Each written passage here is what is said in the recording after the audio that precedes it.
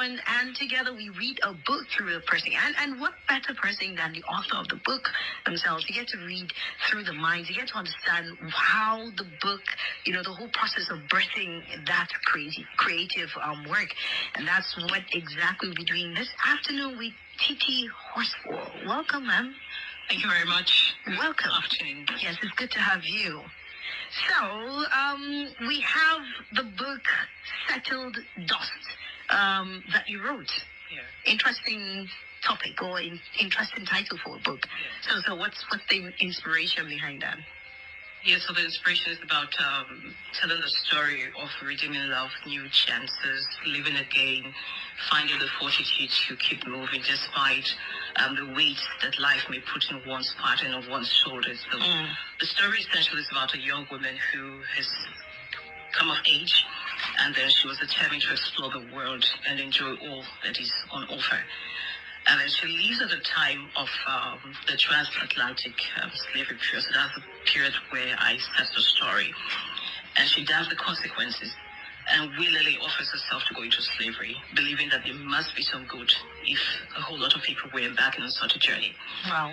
But the time and circumstance, prove otherwise. She therefore takes it upon herself to salvage her life, and in her strength, she also champions the cause for other people as well. She finds the strength to recover and then find her path that she was to take originally. So it's a story of redeeming love, good new chances, living again. It's a story about the role of society in the lives of people, how our circumstances, our environments determine how we take certain decisions for ourselves.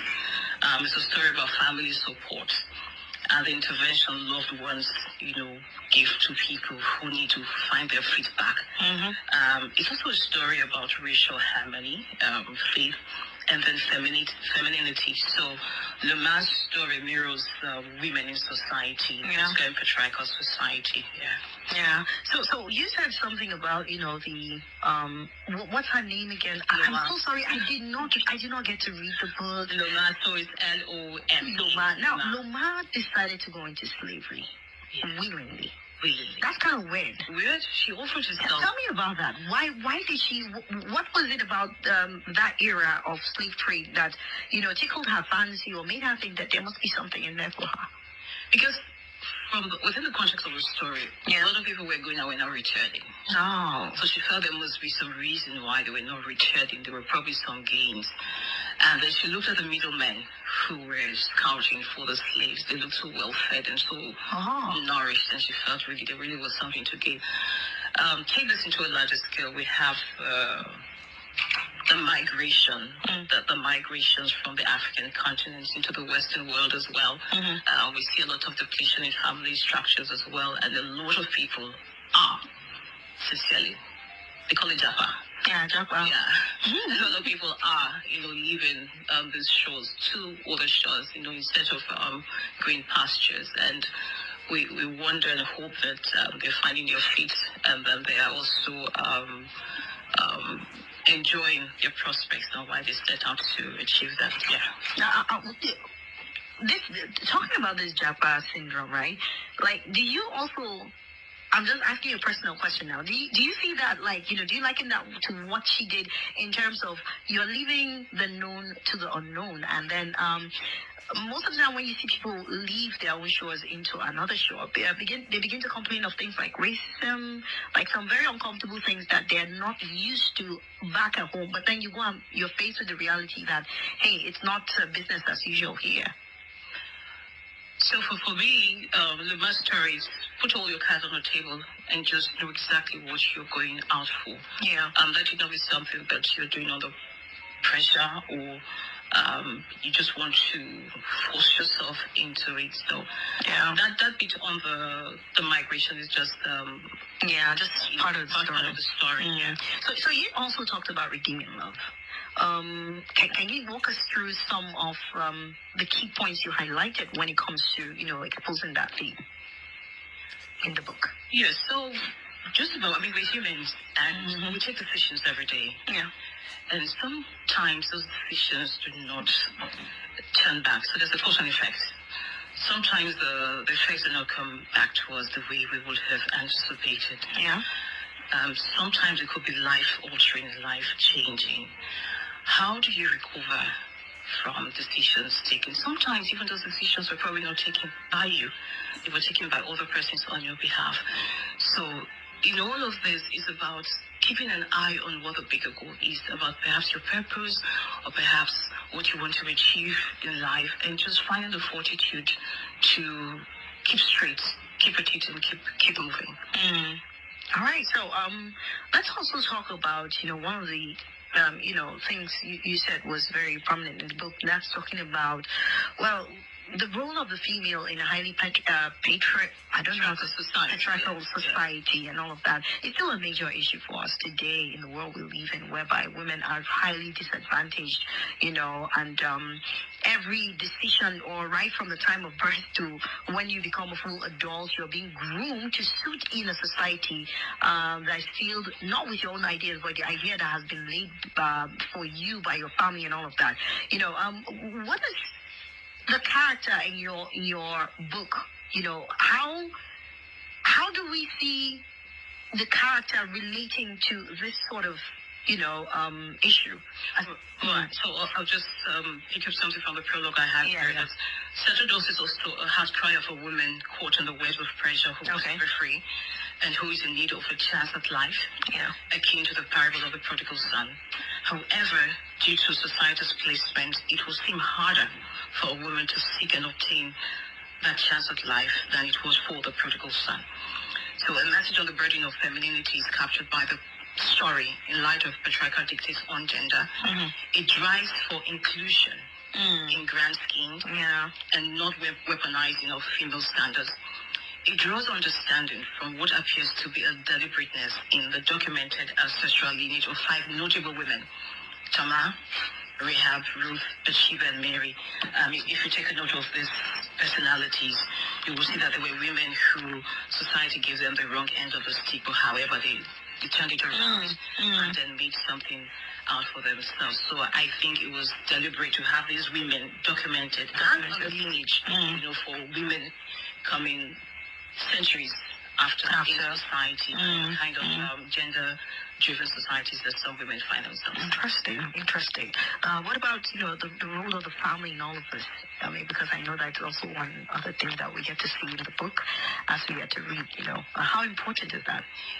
So that story is about the undying love of a father and a mother for a child. Okay. So even when she had gone into slavery, her parents were not initially, but they were determined to get their daughter back, to find where she was, to save their daughter.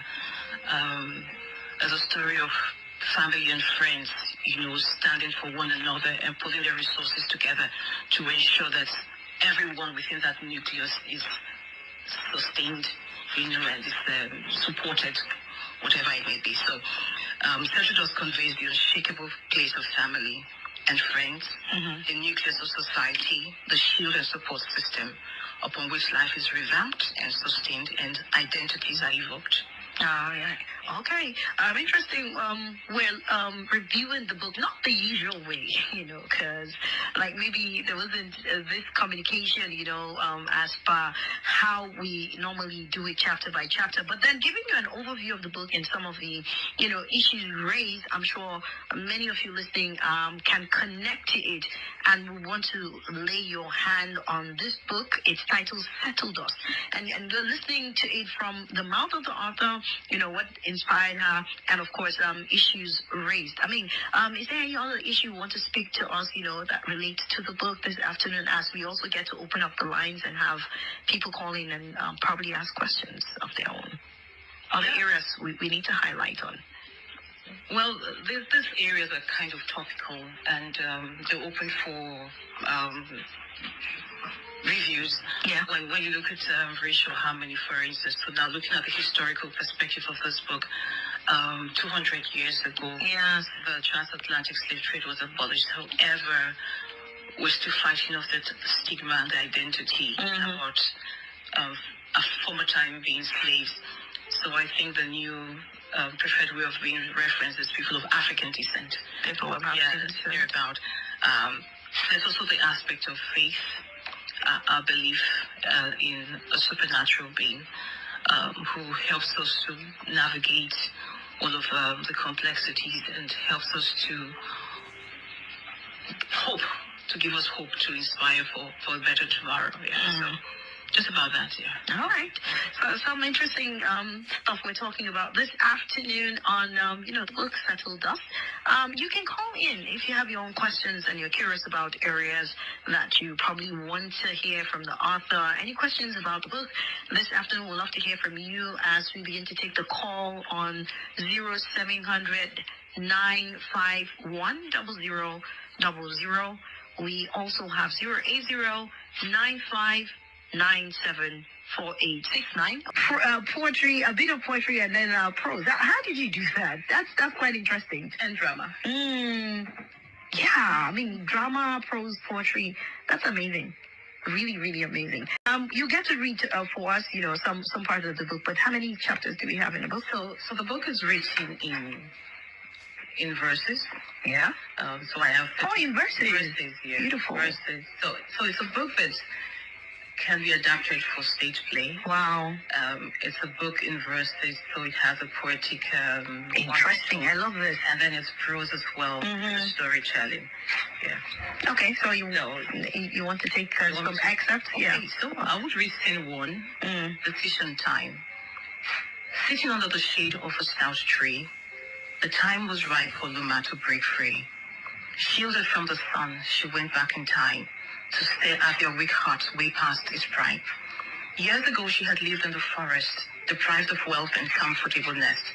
Her family fled and dwelt there for years, in that poor primitive place spawned by fears. The ethnic clashes made the kings weary. In light of these fears, she preferred slavery, though she had not got proof about that land, about what happens on the white man's land. Wow, amazing. All right, Chances, giving people a chance, giving women a chance, is difficult for women per se to find their feet in certain places, and when they struggle with certain issues, it will be essential for family people to come around and support, to rally, to let women, find themselves. So it's not about pushing or breaking forth from any barrier. It's about having the fortitude within the family setup, within society to thrive.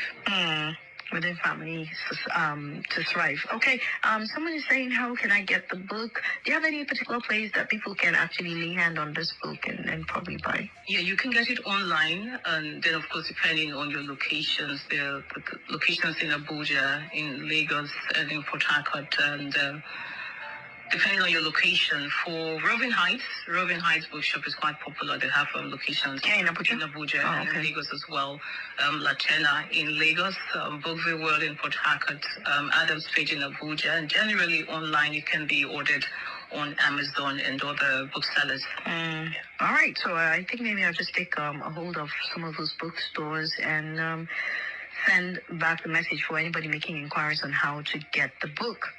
Okay, it's been an interesting session, and Settle Dust is what we are looking at this afternoon with Titi Horsfall, who is the author, seated right here in our studio.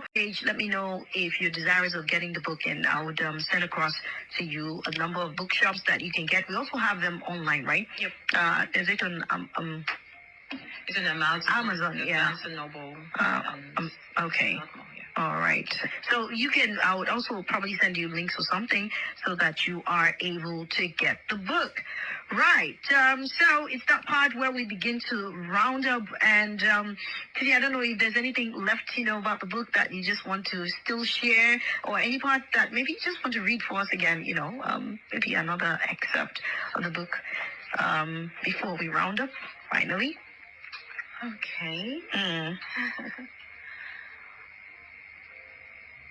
Some interesting, maybe poem or something.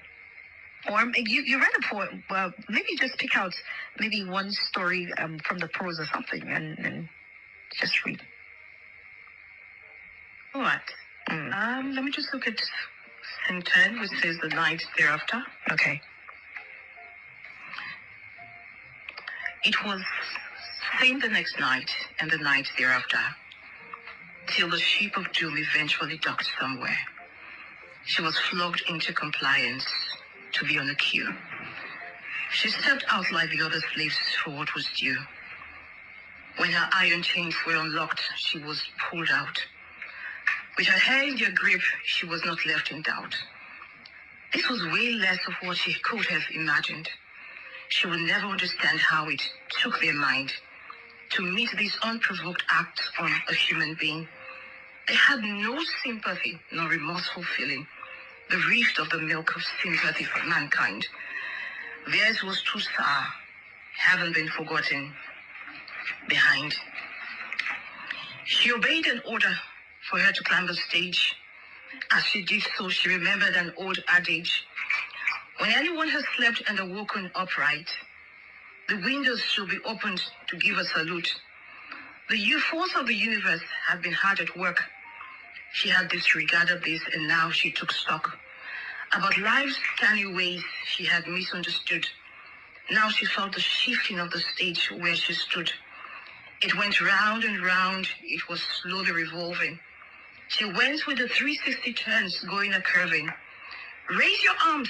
The command was like a vicious bark. Swiftly, she did so, for it was time to be marked. Settle dust. Wow, beautiful. Lovely, lovely. I love that. It's possible when we begin to look at what life and civilization was before slavery. Yeah. I mean, we hear stories about ancient kingdoms of black races, or black race that were quite noble and quite dignified. If we can flesh out those stories, and we tell those stories of noble times, it would change the narrative somewhat. But from what we have in terms of literature and documentation, we've somehow fixated on that period. It will require some people to deliberately go behind the curtains and say, okay, let's look at the culture, the stories that existed even before that time. Okay. Well, that's a very interesting one there. Thank you so much, Titi, for coming over this afternoon. Thank you for the book Settled Dust. I think we've done a lot of justice to it. Before you go, one last read. Please. One last read? One last read. Oh, okay. One last read, please. Before you go, I think I find it quite interesting listening to you read and stuff like that. So just one more excerpt, and then we are done. Okay, so I'm just randomly. Yeah, randomly. Of course. All right, so there's this one unwritten code. What a punishment to escape with a baby unborn. Who will be willing to help her since she was stubborn? The law prevented one from helping slaves who ran away, those who had stopped to depths of connivance in any way. Having checked with and followed some unwritten code, evidence of her time of entry was all she was told would secure and be her ticket to her desired liberty.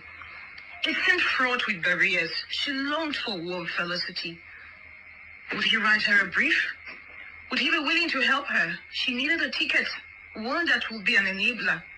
She looked at him. Can I make a request before I am sent? Will you be kind to help me with an indenture agreement? An agreement stating that I am yours for a limited time to aid my course. I can flee and still be bound to you until such a date that it will fall through. She heard the tension slicing through the air. She took one last look at Master Sawyer. There was no time. She must run off with speed. She cursed. Sir, you've done me well indeed.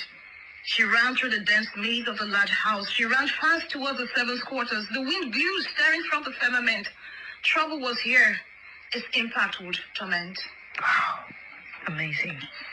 Thank you so much, Titi, for this beautiful, beautiful session that we had. I really enjoyed every moment of it.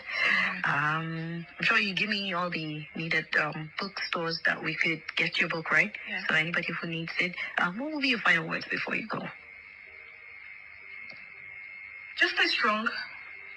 We all have different aspects of life that we're managing or content with. I mean, we're human. And living in the world we do.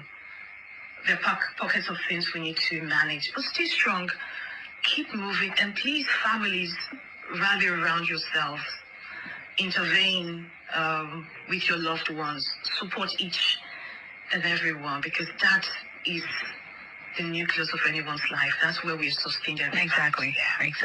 It always starts from there and it ends there. Thank you so much once again for coming over. Thank you. Really appreciate. If you have any more books or any more you'll be writing in the future, just let us know so we can have you again some other time. Appreciate. Well, that's Titi Horsfall, the author of Settle Dust, and giving us an overview and a book review, and also amazing reading sessions there. Thank you for